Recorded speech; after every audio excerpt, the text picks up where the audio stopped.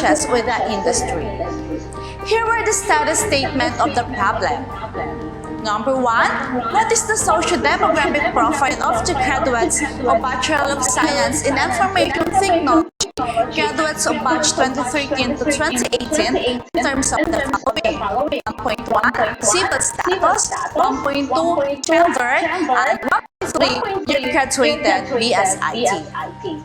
Number 2, what is the educational background of the respondents in terms of reason for pursuing the course or degree, reason for pursuing advanced status, and trainings advanced status taken after college.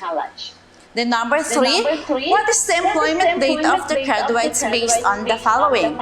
Employment status of graduates, reason for unemployment, major line of business of the company or agency the respondents are presently employed in, relatedness of the first job to the course.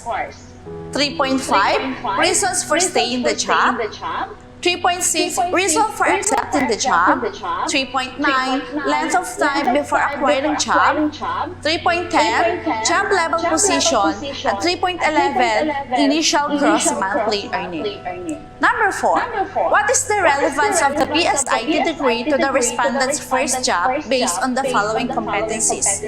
4.1, course job relevance. 4.2, competencies learned in the college that is useful in the first job. The number 5, what curriculum enhancements can be made based on the respondent's suggestions? The number 6, what are the performance ratings of the employed graduates as evaluated based on established individual performance rating set by the organization, institution, company, or direct evaluation of the employer. This study is relevant among the university since this will serve as the springboard for future decision-making. In terms of curriculum revisions, the students, since they are the heart of the educative process, the teachers, since they are the implementers of the curriculum, and lastly, to the research inclined persons to further analyze the data that will be empirically revealed in this investigation.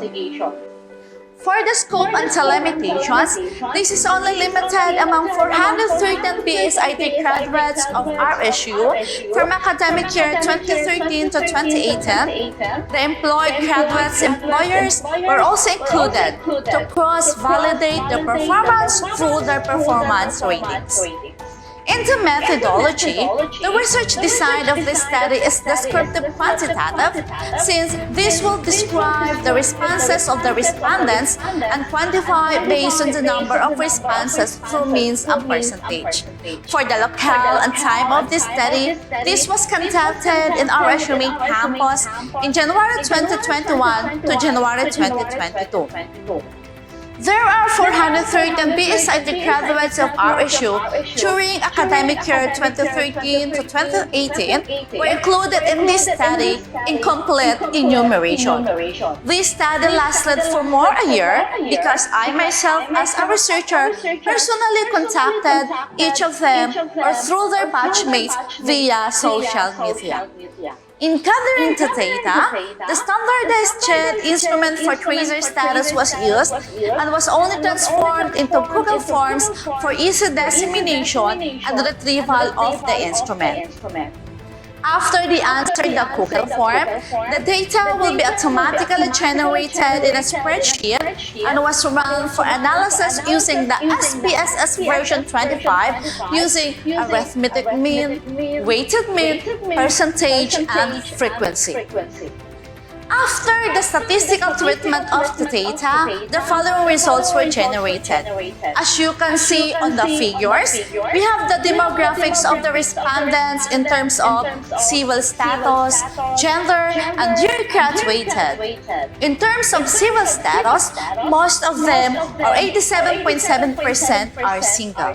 Meanwhile, on gender, most of the respondents, or 62%, are female. On the other hand, it can be revealed that the 2018 graduates have the highest number, followed by 2014 and 2017.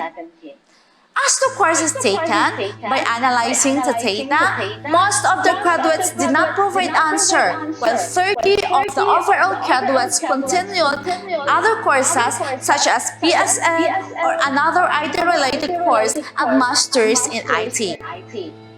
As the reason for taking BS IT, most of the respondents said that they chose BS IT due to influence of parents and relatives, followed by scholastic achievements in high school and peer influence. Another part of the questionnaires is asking them why they pursued advanced or graduate studies. Those that proceed to graduate school responded that they pursued it for professional development. As the professional examination passed, most of the graduates did not take any professional examination, while 27 took either LET or CS. Since most of graduates did not pursue advanced status, only a few responded on this. Their reasons include additional learning through national certificates and other related trainings.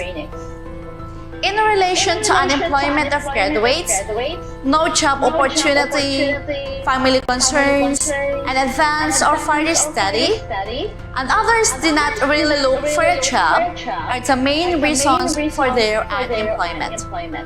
As to whether the graduates are employed or not, 90.1% of them are employed, while 9.9% are not. Based on the specific employment status, most of the graduates are in regular or permanent employment status, followed by contractual, temporary, casual, and self-employed. By analyzing the line of business where the graduates are employed, 15.59% of them were in business process outsourcing companies or BPO, followed by health and social work, manufacturing, financial intermediation, IT firms, and other business-related industries. Respondents are also asked if the work that they have now is related to the BS IT course. 69% of them responded yes, 18.9% said no, 7.5% said maybe or unsure, and 4.6% did not provide answer due to being unemployed. The graduates considered that salaries and benefits, career challenge, peer influence, and family are the major reasons in staying in their job. Likewise, graduates also considered salaries and benefits related to special skills, proximity to residence, and career challenge as the major reasons for accepting the job. After graduation, 39.5% of the graduates took 1 year to less than 2 years before acquiring a job, followed by 1 to 6 months and 2 years to less than 3 years. As to job level position of the employed graduates based on the current job, most are employed in rank or clerical position, followed by professional, technical, or supervisory. While on the first job attained by the graduates, it showed that mostly are also in the rank or clerical positions, followed by professional, technical, or supervisor. According to the survey, among graduates, 52.5% of them were earning 10,000 to 15,000 pesos per month, followed by 15,000 to 20,000 per month. While when they were asked about the relevance of the BSIT course to the job, 74.8% said yes, 10.2% said maybe, and only 15% said no. As to the competencies learned in the college that is useful in first job, 52 of the graduates who responded to critical thinking and problem solving was the most relevant, followed by technical and troubleshooting and graphic design. When graduates are asked on their suggested curriculum enhancements, the following are mostly suggested. change or improve in classroom instruction, curriculum revision, advanced, integrative, and technical programming help students improve their communication skills, professional development of faculty, better facilities, creation of digital libraries, inclusive education, and improved physical classrooms. Based on the biannual, monthly, or annual performance ratings of employed graduates, 69.7% of them were rated very satisfactory, 10.9% were rated satisfactory, and 15% were rated excellent. Based on the data that were analyzed, the following conclusions were drawn. Number 1, most of the respondents were male, single, and graduates of 2014 and 2018. After pursuing BSID, most of the respondents took IT-related advanced courses. Respondents' choice of course were mostly affected by parents and relatives. Most of them choose to enroll in the advanced status, the MS, MA, PhD for immediate hiring. Also, most of the respondents did not take any licensure or career examination. Most of the graduates were employed and are in a permanent position and working in business process outsourcing companies. Most of them responded that the BSIT program offering is relevant to their job. In addition, most of the respondents find salaries and benefits and career challenge as the biggest reasons for staying the job and the reason for accepting jobs. Majority of the respondents took 1 year to less than 2 years length of time before acquiring the job and has the average initial monthly income of 10,000 to 15,000 pesos. Majority of the respondents affirmed that their course was relevant to their job and that the competencies they learned in college that has a great value in their job were critical thinking and problem-solving skills. In terms of curriculum enhancement, most of the respondents suggested that a continuous professional development of the faculty should be enforced, followed by curriculum revision. Majority of the graduates were rated very satisfactory rating performance as evaluated based on established individual performance rating set by the organization, institution, company, or direct evaluation of the employer. The following recommendations were drawn based on the empirically revealed data. Number 1, although it revealed that the curriculum was relevant to the industry, it is still imperative for the institution to strengthen knowledge and skills of teachers to meet the ever-changing demands of the industry. Number 2, the curriculum should be co-created by the students, teachers, and industry to enrich curriculum relevance. Since advanced status was seen by the graduates as the top priority and the reason to each and apply job, it is recommended that the IIT should start building curriculum for master's or PhD programs in IT or any ladderized or equivalency program to further promote the IIT program of the university.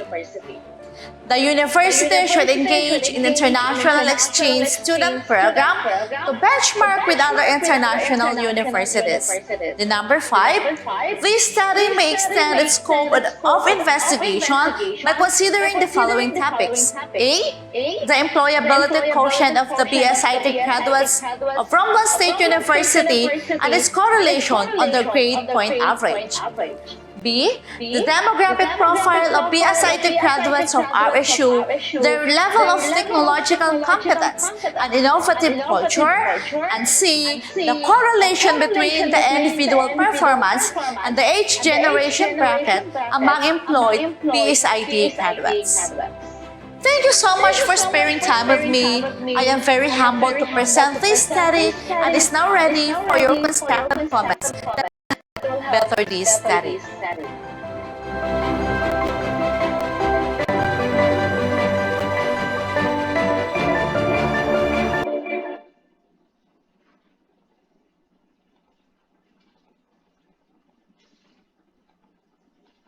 Okay, so Ma'am Castle, are you there?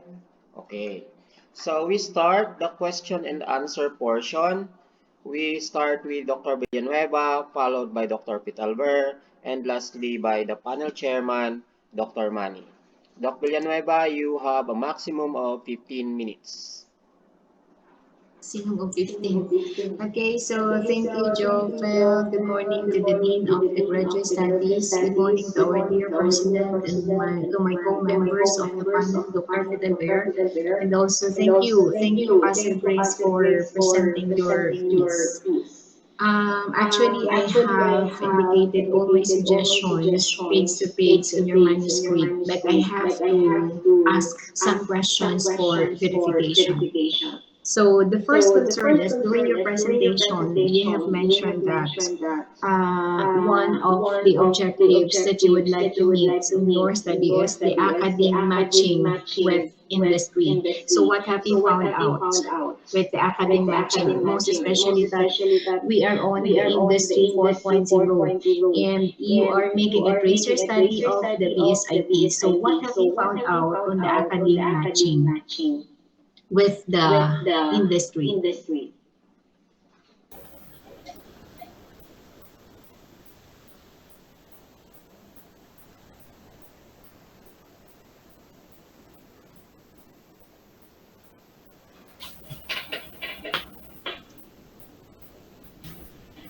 Yes, Castle Grace. Ma'am, so BSIT courses, ma'am, as an offering of RSU, is never expected to be relevant until graduates.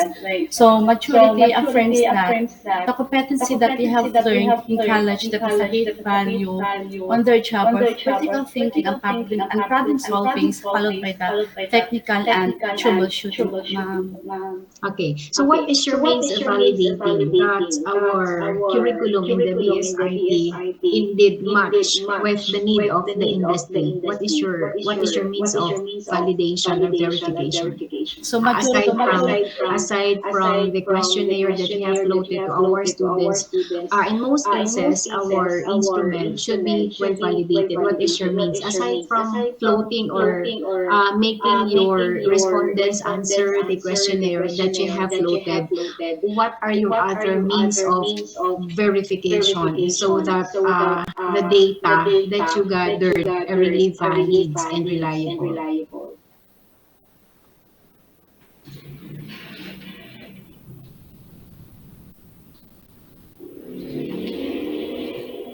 Ito, Casel. Bukod sa nagpasagot ka ng questionnaire, right? Nagpasagot ka sa mga respondents mo, yung mga BSIT graduates. Ano yung other measures na ginawa mo para mas sigurado mo na yung kanilang sagot ay na-validated mo? Nagkaroon ka ba ng interview sa kanila? Kasi ngayon, pandemic, di ba?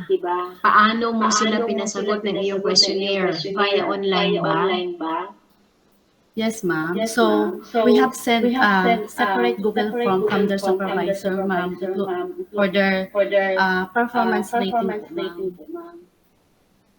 Tapos, may interview ka ba na ginawa sa mga estudyante o kaya sa client team served by our graduates para ma-verify mo na itong competencies na sinasabi mo ay totoo sa sinabi ng supervisor versus cleaning ng ating graduate.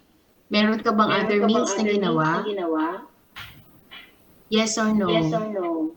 Some of the graduates po, ma'am. Sagutin mo lang ako kung yes or no, kung may ginawa ka pa. Yes po, ma'am. Okay, so ano yun?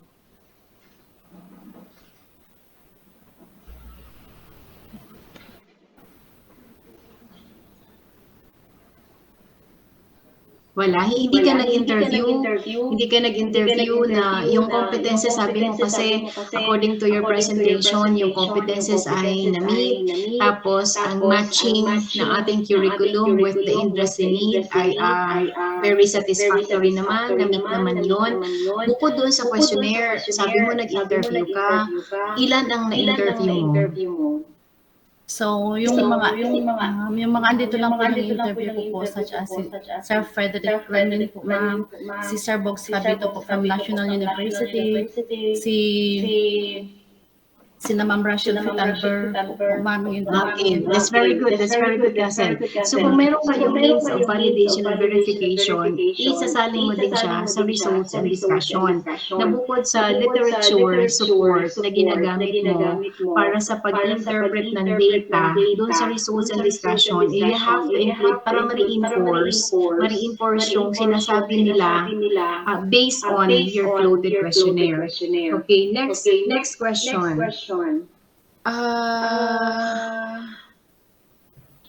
You have your, paano mo na-compose ang iyong recommendation, Kasel? Paano na-compose ang recommendation? Saan siya galing? Saan siya galing dapat? based po dun, ma'am, sa objectives of the study ko and then sa statement of the problems ko po, ma'am. Okay, so very good. So objective of the study, results and discussion, kung ano man yung result, yun ang iyong magiging recommendation. So ibig sabihin, sa pag-ayos mo ng papel, you have to make sure na align ang recommendation sa kung ano ang naging result at kung ano yung objective ng yung study. Meron kang recommendation number 4. Ang recommendation number 4, ano yung basis mo ng pag-recommend ng number 4? Kasi sabi mo is, kailangan ma-reinforce ang student exchange program. Saan galing yung hugot ng recommendation mo? Part ba yun ng objective, statement of the problem, or what? Because, siyempre sabi mo, ang recommendation galing sa objective, galing sa results and discussion. How did you come up with your recommendation na, at example lang ito ha, but anyway, I have indicated all my suggestions on every pages of your paper para maayos because this is final defense. So, gusto ko lang malaman because kailangan din namin masigurado as panel kasi pipirma kami sa papel mo na ikaw mismo, kabisado mo kung ano itong piece na ginagawa mo. Because Kasel, you will be one of the graduates of Hong State University, and of course, as panel, or shall be part of your masterpiece or manuscript, you would like to ensure na maayos lahat ng details at pagkakagawa ng papel. So, gusto ko lang malaman from you, saan galing itong recommendation number 4? Ma'am, from the number for conclusion po, ma'am. Ha? From the number for conclusion po. From the number 4 conclusion, ano yung sinabi mo sa conclusion number 4? From the number for conclusion po, ma'am, majority of the respondents affirmed that their course was relevant to their job, that the competencies they learned in college that is a great value of their job were critical thinking and problem solving. Okay. So, anong connection nito sa pag-recommend mo sa number 4 that the university should send exchange students to other universities abroad in order to benchmark good practices and relevant expertise needed in the operation of the program?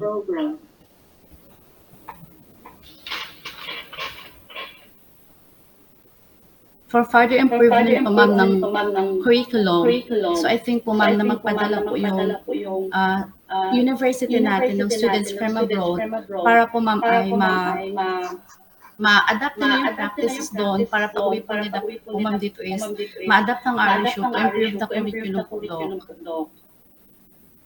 Okay. So, again, is your advisor around? Yes po, no. Ayan, sige. I hope that the advisor will capture also all the queries, the suggestions. And anyway, again, my suggestions were written on your manuscript, and also I would like to meet your advisor with you for the final direction or arrangement, or at least para maayos itong iyong piece, Kasel. So anyway, due to limited time, I am turning over the question or the chance to the other members of the panel for their question. Thank you po, no. I am done. Okay, so thank you, Doc. Next panel member that we will have for question and answer, we will have Dr. Mario Pitalber. Doc, you have a maximum of 15 minutes.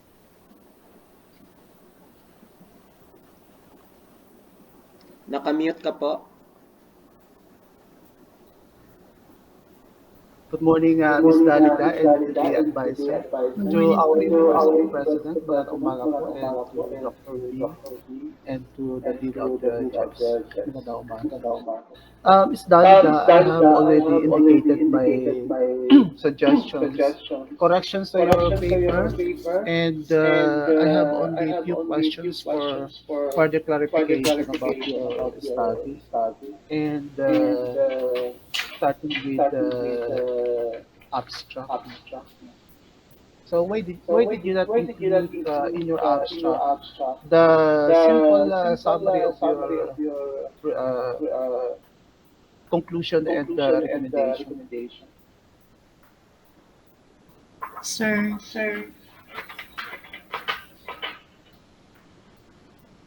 Uh, bakit hindi mo na-include sa abstract yung iyong recommendation and conclusion?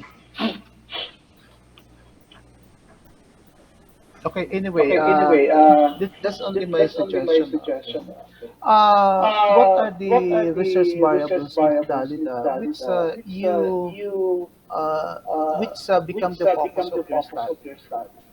Give me sample variables sa iyong study na nag-focus ka, why you really wanted to come up with this output of your research.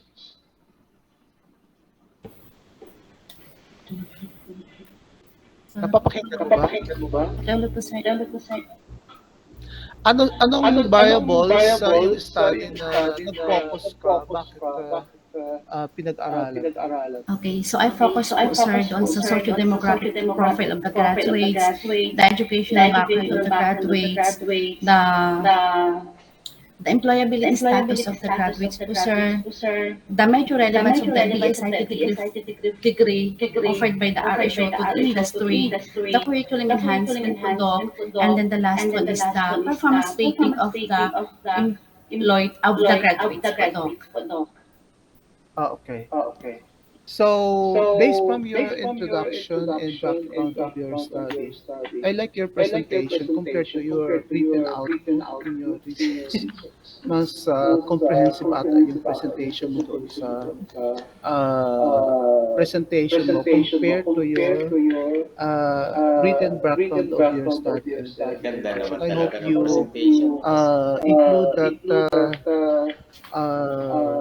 virtual presentation in your manuscript. Okay.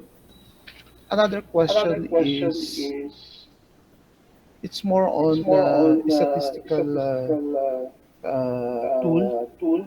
Do you think weighted mean is one of your statistical tools, which simply describe respondents' characteristics? Yes po doc. In what specific page uh, can you show me the page where you use this weighted mean tool?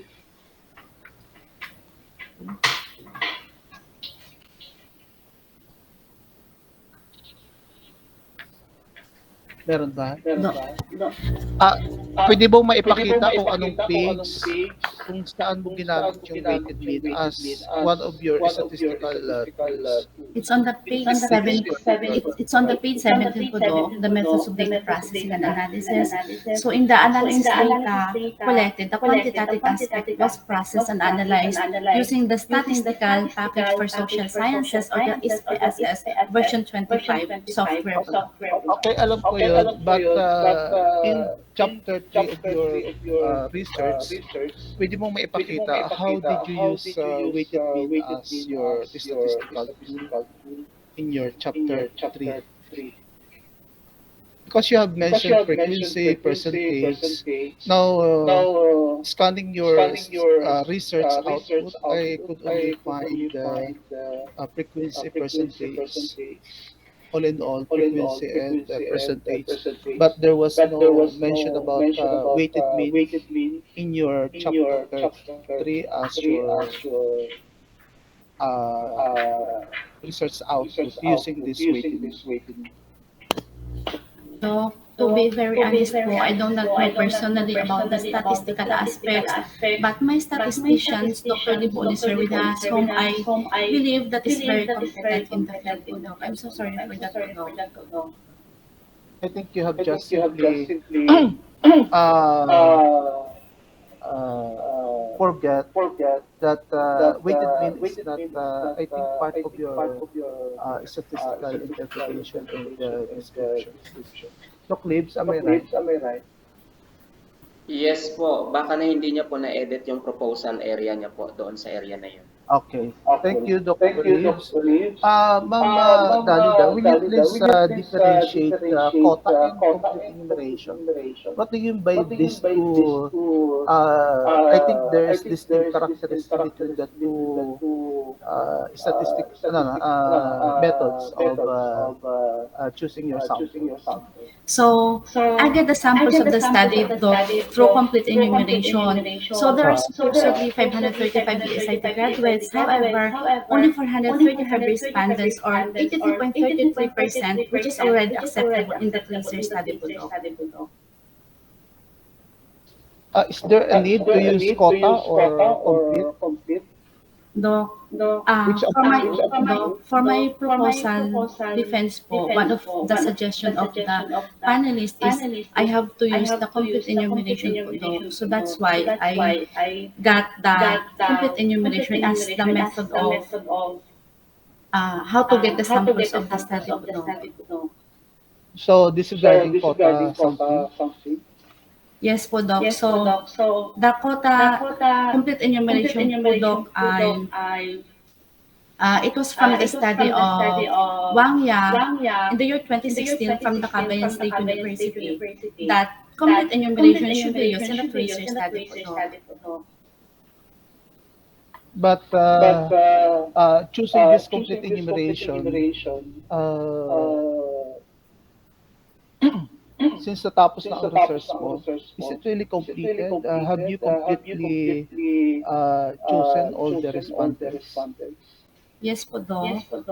I think it's 83.33% po, Doc, which is already acceptable in the research study po. Okay. Another similar question. Why did you not compute the relationship between performance rating and other very important employment data in your study?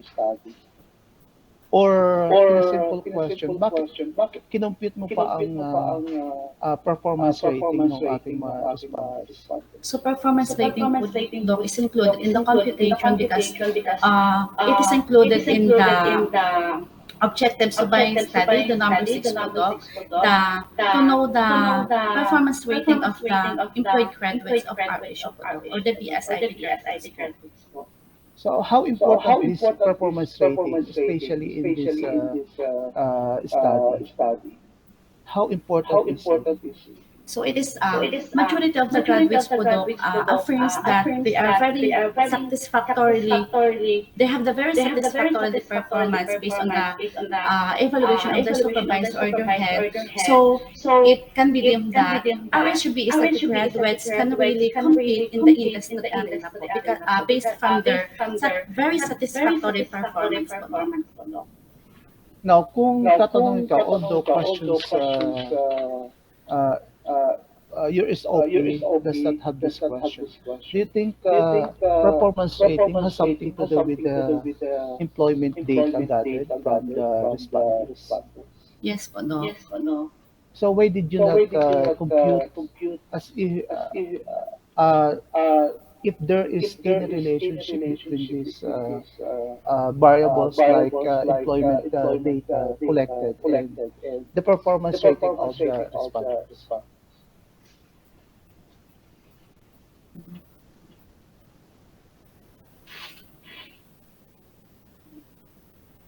Dahil ayaw mong i-compute, parang gano'n. So, Ah, Kasi wala sa question, although wala sa question, no, but it will add weight to your study that this employment data, I think, had something to do with the performance rating of the respondents. Yes po, Doc. Posible ba, Doc Lips, na pwedeng maisama pa yun? Posible naman po na titignan kung may correlation yung variable. Oo. So because it is simply for more on descriptive type of research lang itong research mo, parang hindi masyadong hindi masyadong parang hindi masteral ang dating. Parang undergraduate na lang ang dating. You cannot simply compute such a relationship between the two, or is there any impact between these two variables? Okay. Last question. What is your basis, ma'am, why you recommended co-creation, or are you talking of revision or development of the curriculum, not only by the teachers and administration? Uh, Anong basis mo, bakit gusto mo pa talagang isama yung stakeholders in revising the curriculum of BSIT? To improve better the curriculum of the IT po, Doc. So we have to tap the other alumni. Mhm. We have to tap the TICT. Okay, what else? Who else?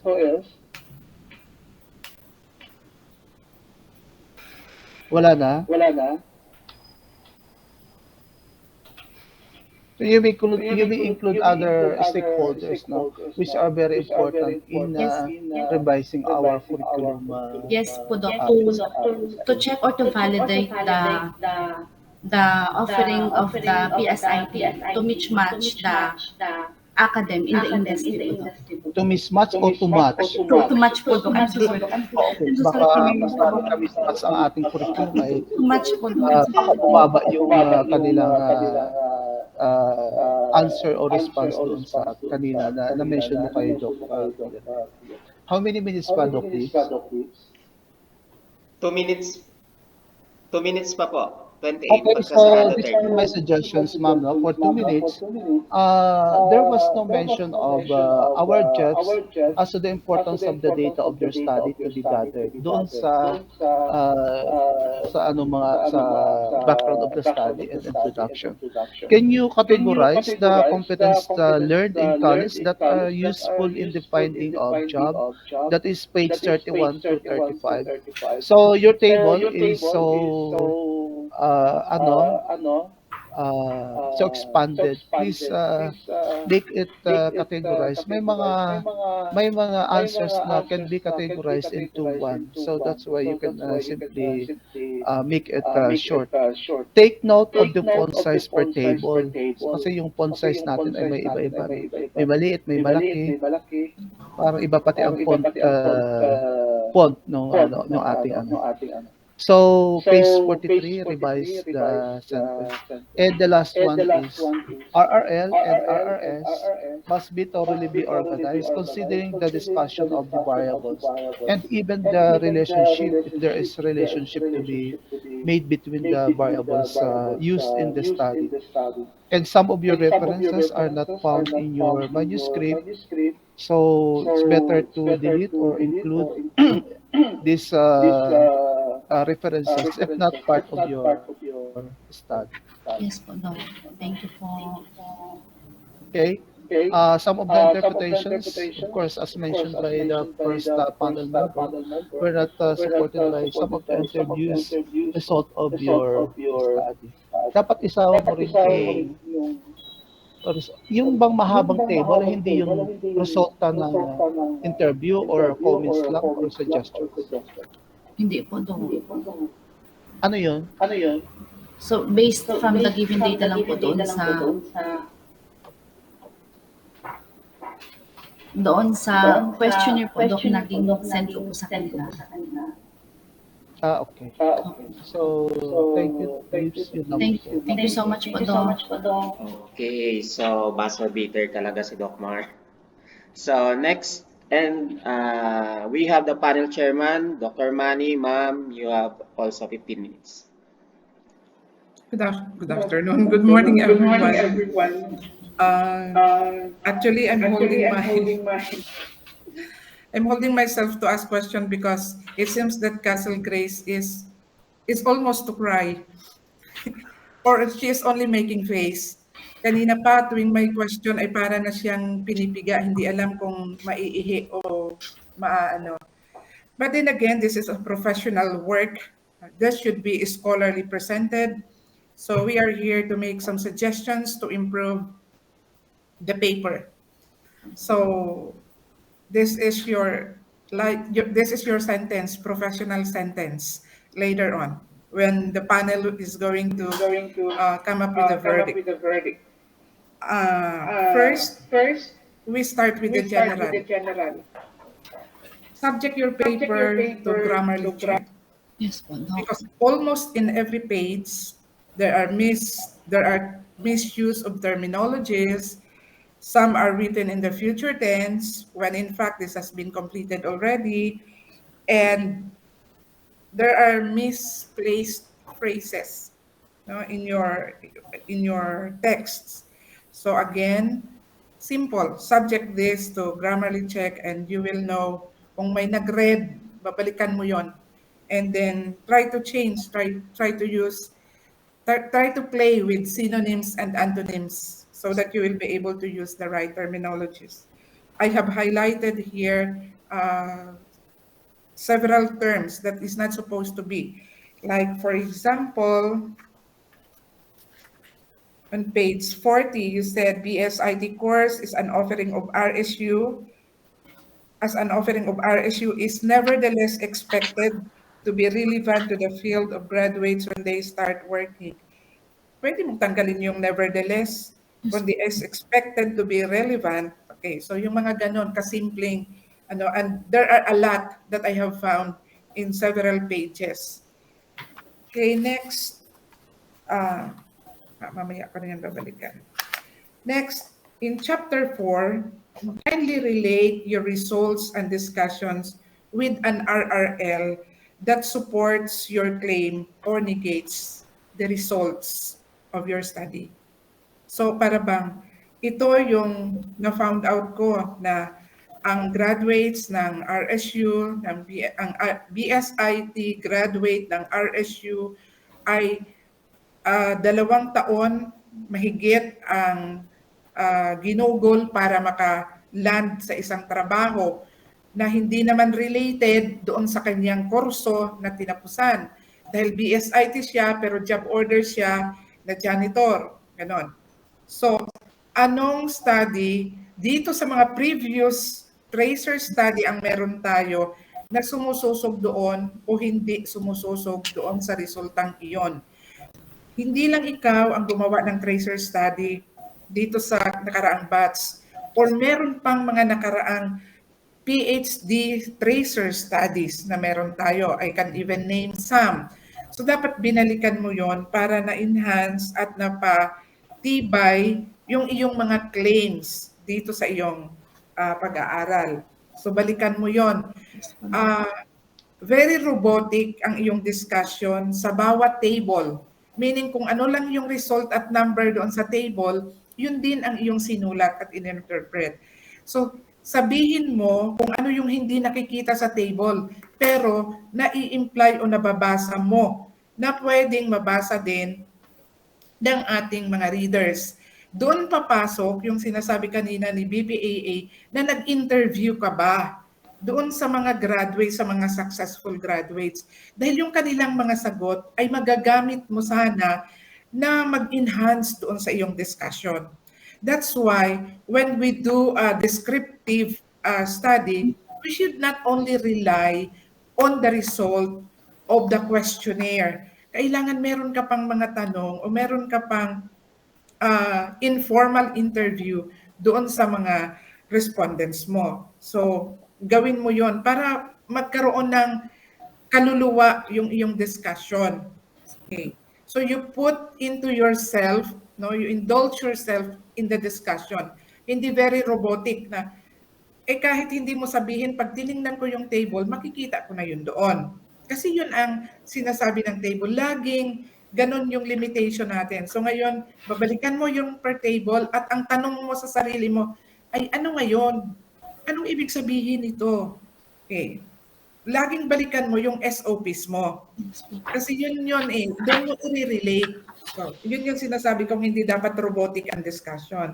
Number 3, in every SOP answered, always ask yourself, what now? So ano ngayon? So parang nga ang discussion mo ay mas maging malalim. You will have an in-depth interpretation of your data which the reader is going to look for. Hindi yung kung ano na ang nakita sa table, inulit mo rin lang. Number 4, were you able to trace the success level of our BSIT graduates? If you did, then kindly tell us. Yes po, Doc.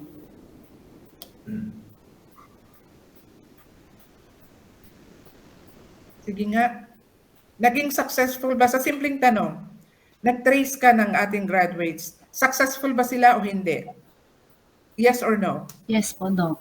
Why? Kindly quantify your answer. Parang pang binibining Pilipinas, ano? Okay. Sige nga. So, Bakit mo nasabing successful sila? some other graduates po, Doc, ay employed po sila at saka na permanent position. Yung iba din po, Doc, is nagtuturo na sa, like Sir Bernie Fabito, nagtuturo na po sa National University. Okay. Yung iba din po ay nasa abroad din po, Doc. May work na din po sila doon. Okay. So, sa pamamagitan ng iyong sagot, parang chismis lang ang pinag-uusapan natin. Answer me, have a scholarly statement. So how are you going, as a researcher, how are you going to answer that question? Laliman mo yung sagot.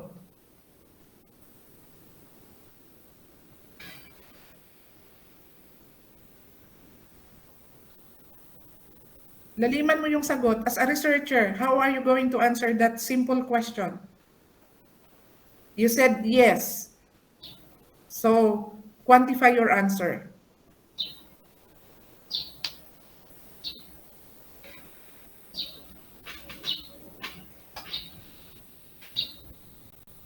Quantify your answer.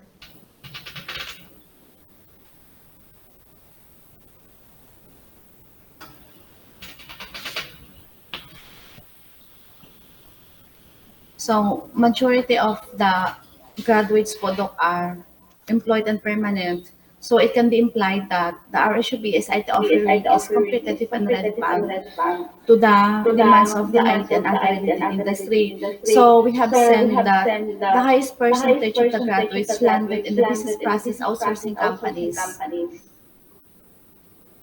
Okay. Laliman mo pa. Medyo tama-tama na yung sagot mo. Pero if you are marketing the RSUBS IT graduate to me, tell me, bakit ko sila i-hire?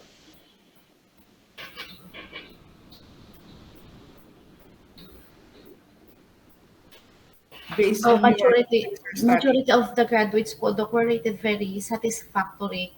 What is that majority?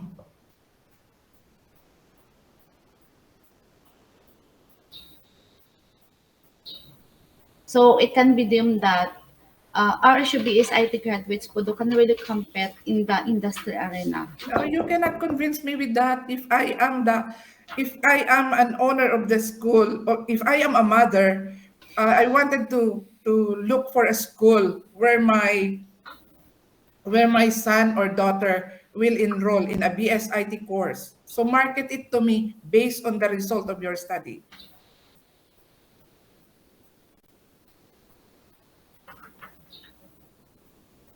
So, I can say that in terms of the, some students can enroll in, Tagalogin mo. Yung So- parang nagkukwentuhan lang tayo, pero kailangan database ang sagot mo. so, pwede ko po maipagmalaki sa iba po na yung kanilang mga anak pwede po mag-enroll dito sa Romblon State University So I can say that in terms of the professional growth and development of the faculty, so as of now, No.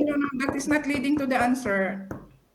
Pakinggan mong mabuti at i-process mong mabuti ang tanong ko. Ako ay isang magulang na naghahanap ng eskwelahan para sa aking anak. Paano mo ako mako-convince base sa resulta ng iyong study? so I can convince them that our Tagalogin mo nga yung sagot mo, diretso mo akong kinakausap. Halimbawa, Oy, Miss Castle Grace, maganda ba ang program sa RSU ng BSIT? Ang sagot mo.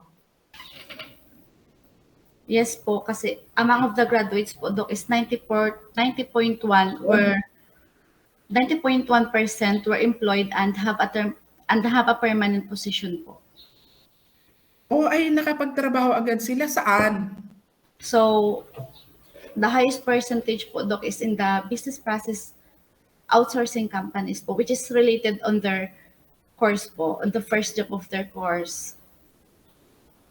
Gaano naman katagal bago makapagtrabaho pag nakagraduate ang anak ko?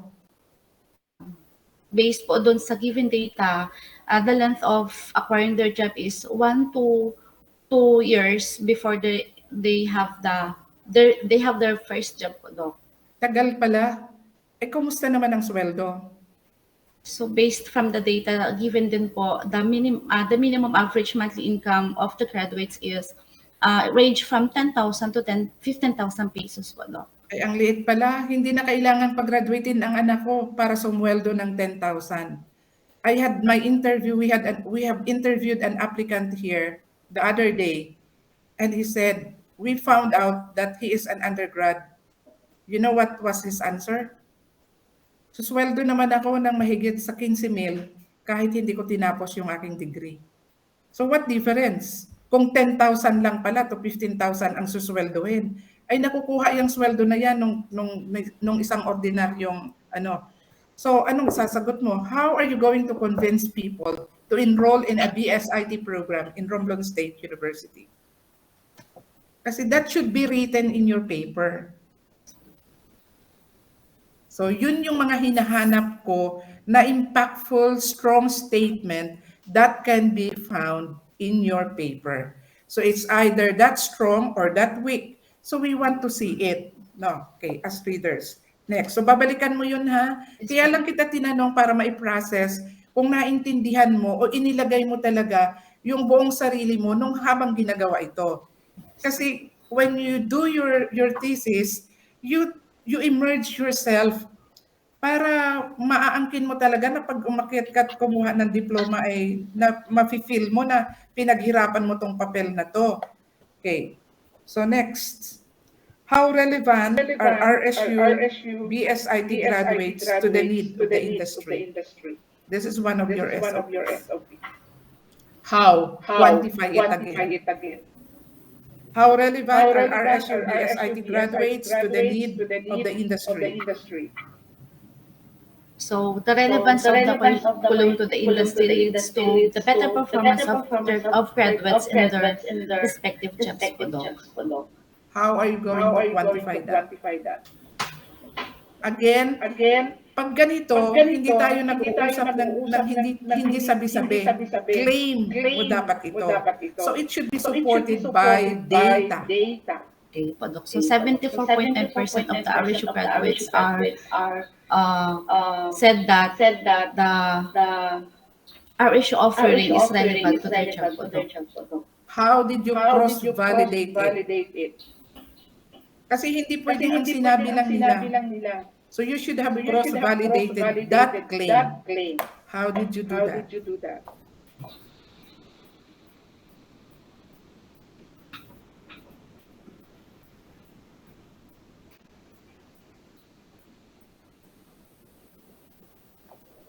Naniwala ka lang ba agad? O nagduda ka? Eh bakit? Sinasabi nila na successful. Bakit karamihan sa kanila ay hindi naman talagang sa IT-related work nagland? Or bakit hindi nga marunong gumawa o mag-operate ng program? Ay bakit ang mga naging trabaho nila ay filing clerk, hindi programmer, hindi nagde-design ng system? How many among our graduates were able to design the system? Have you gone to that extent in your questionnaire? No po, ma'am. So, yung ginawa ko lang po, Doc, ay sa line of business lang, line of jobs lang po yung ginawa ko doon sa questionnaire po. Okay, so now that will lead me to the next question. Name at least 4 weaknesses of your paper and 4 strengths of your paper based on the results. Ulitin ko. Kung uulitin mo ang study na to, ano yung mga dapat mong i-improve? For the strength po, Doc, I can recommend that No. You cannot recommend. What are the strengths? Meaning based on your findings. You do not recommend the strengths.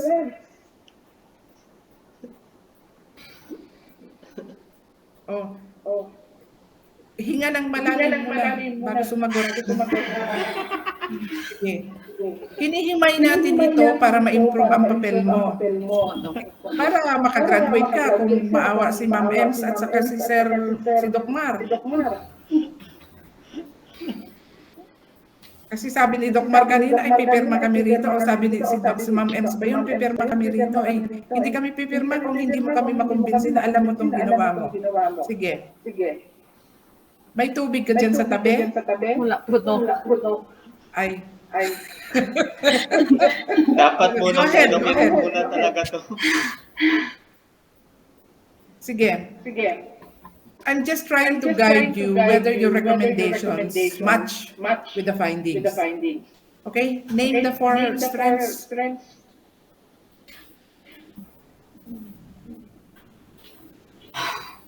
Hindi mo alam? Relax.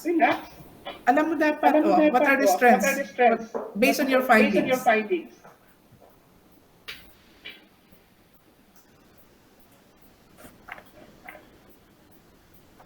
Sige, take note of that. Isulat mo yan. Kailangan kong makita yan dito sa iyong discussion sa chapter 5, sa results.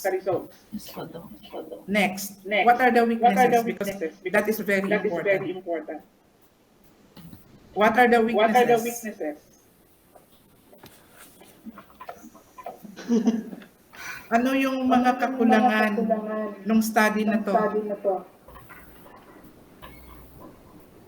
So, mag-i-interview pa po ako, Doc, ng graduates po ng BSIT. Okay, isa lang yun. Pero ano nga ang weaknesses based on the findings of your study? What are the weaknesses? What are the weaknesses being pointed out based on the results of your study? Go back to your SOPs. What are the findings?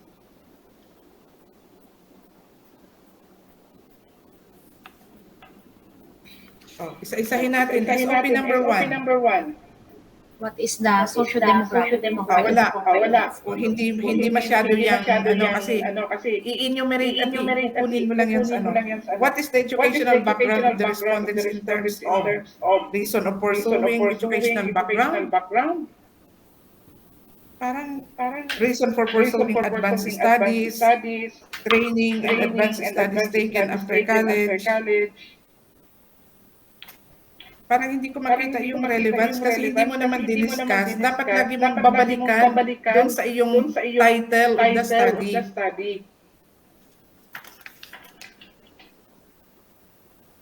What is the employment data of the graduates based on the following? Employment status of graduates. So, minention mo kanina na 91 something percent were employed. Okay. Reason for unemployment, anong sabi mo? It's the influence of their parents and then the health conditions po, Doc. Bakit? 25 anyos na, parents pa rin ang nag-i-influence? So that could be one of your recommendation dapat. Kung ang reason na nakita mo ay mga magulang pa pala ang nagdedesisyon, at health reason, something has to be done.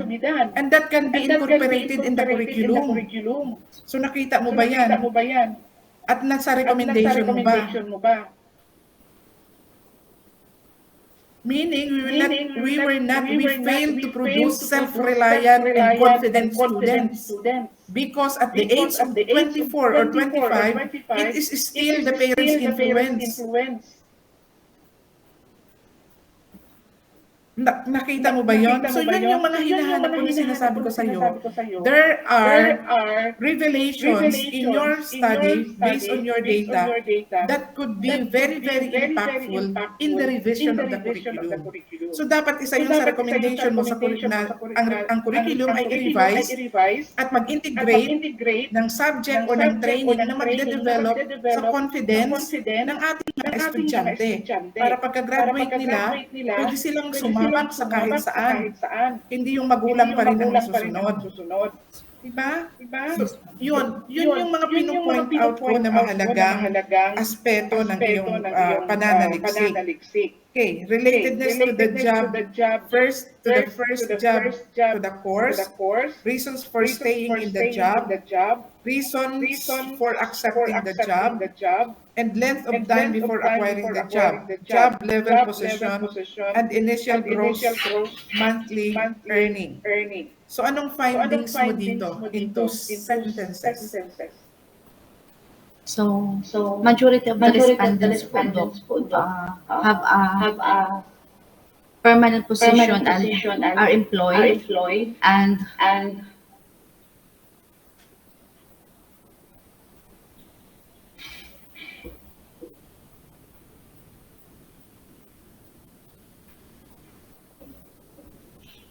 What category of employment? Kasi sabi mo, job level position. so some BSIT graduate po, Doc, are in the clerical or rank position po. And some other have landed in the business process, outsourcing companies din po, Doc. How many of the graduates put up their own business? Sorry po, Doc, I do not include that in my study, the question of that in my study. Again, that's very important. Kasi tingnan natin kung pwede natin ipasok. So again, that could be one of the recommendations. Hindi kung ano-ano yung mga recommendations mo eh. Isa yan sa recommendation na dapat mong ilagay that another study can be pursued to trace whether ano yung sabi ko kanina? Nawala tuloy ako.